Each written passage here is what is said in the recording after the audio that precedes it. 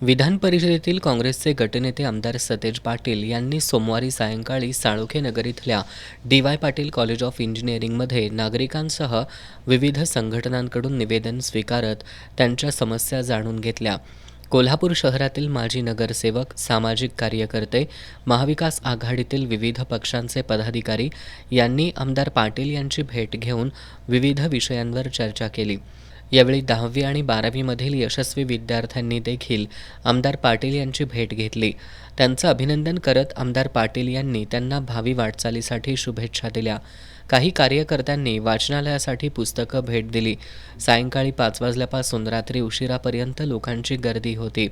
दरम्यान गगनबावडा तालुक्यातील धुंदवडेमधील ज्ञानेश्वर माऊली विकास सेवा संस्थेमध्ये सत्तांतर घडवत आमदार सतेज पाटील गटानं सत्ता मिळवली आहे. या संस्थेचे संचालक आणि काँग्रेसच्या कार्यकर्त्यांनी आमदार सतेज पाटील यांची भेट घेतली.